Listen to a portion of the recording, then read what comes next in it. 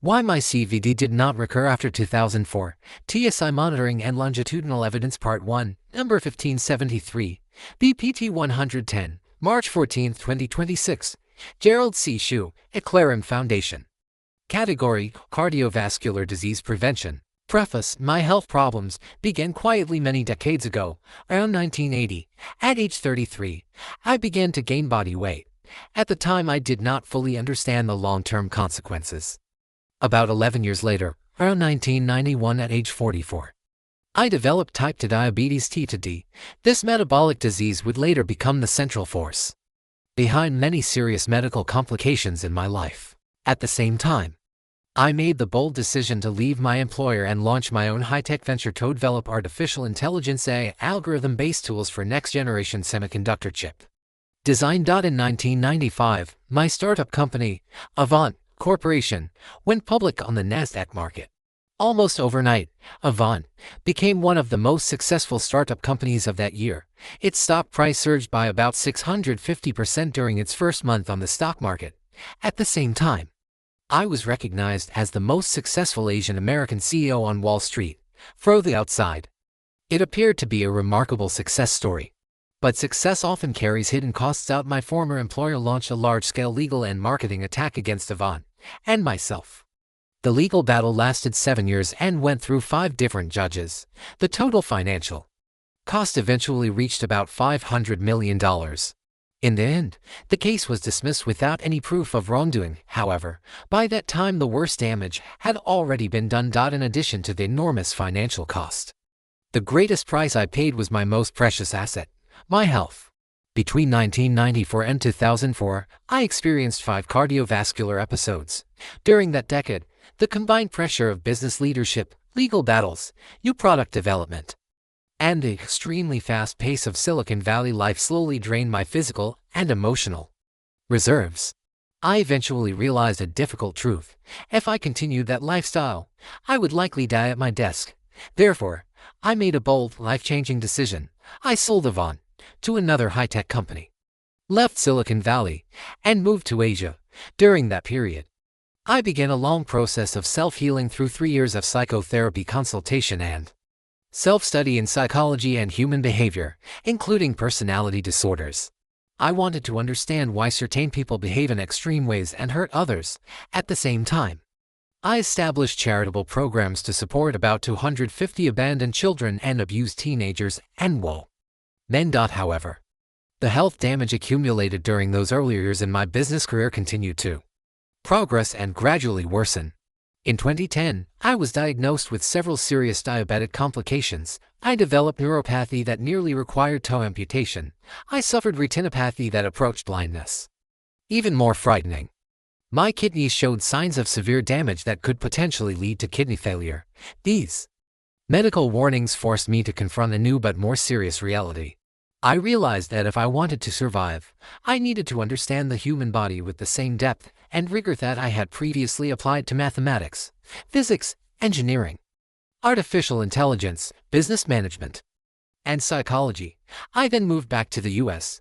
Beginning around 2010, I started an intensive self-study and research program in internal medicine, pathophysiology, chronic disorders, and certain mortality diseases. Over the past 17 years, I have spent more than 80,000 hours studying medicine and reading over 10,000 online published medical research papers. During this period, I also began systematically collecting my own health and physiological data. Every day, over 17 years, I accumulated more than 4 million personal data points describing my body weight, glucose, blood pressure, lipids, food portion and diet, nutrition, physical exercise patterns, sleep hours and quality, mentioned, and stress management, and many other pathophysiological variables. Using these big data sets with my developed medical AI system on my iPhone device, I gradually developed a series of math, physics, and engineering analysis models to better understand chronic disorders and selected mortality diseases, including CVD, CKD, dementia, and cancer. Up to now, I have written 1,572 single-authored medical research papers. This level of productivity may place me among the most prolific independent medical researchers in the world. Yet, life had another challenge waiting for me. On June 21, 2025, I suffered a hemorrhagic stroke located in the pontine region of the brain, one of the most dangerous areas for brain bleeding. A stroke in this location impacts essential life functions such as heartbeat, breathing, and swallowing. The mortality rate for pontine hemorrhagic stroke is extremely high, ranging from about 50% to as high as 80%. Miraculously, I survived. During the 8 months following the stroke, approximately 240 days, I shifted my focus to studying brain pathophysiology and stroke mechanisms. During this period, I wrote more than 260 research papers related to stroke, vascular systems, and neurological recovery, while reflecting on my medical history during this post-stroke period. A surprising realization suddenly appeared. Although I had suffered 5 cardiovascular episodes between 1994 and 2004, I had not experienced any recurrence of those life-threatening heart attacks for more than 2 decades. Why did those CVD events stop recurring? This question became the motivation for this paper.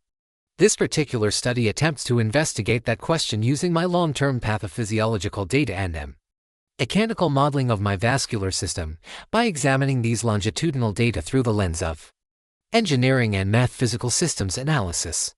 I attempt to understand why my cardiovascular disease events did not recur after 2004. The answer to this question may provide useful insight for understanding long-term prevention of cardiovascular disease. Introduction. One question has stayed with me for many years. Why did my cardiovascular disease CVD episodes occur repeatedly between 1994 and 2004, yet never recur again after 2004? For a long time, I could not answer this question quantitatively during those early years. Prior to 2010, I did not collect me systematic physiological data. I did not record my blood pressure daily. I did not measure my glucose frequently.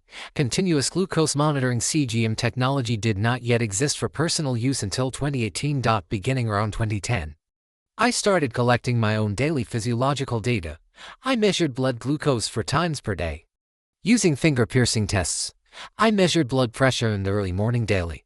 I recorded lifestyle variables such as food intake portion, carbohydrate and sugar grams per meal, daily walking steps, body weight, and sleep hours. Over the past 17 years, I accumulated a very large longitudinal dataset.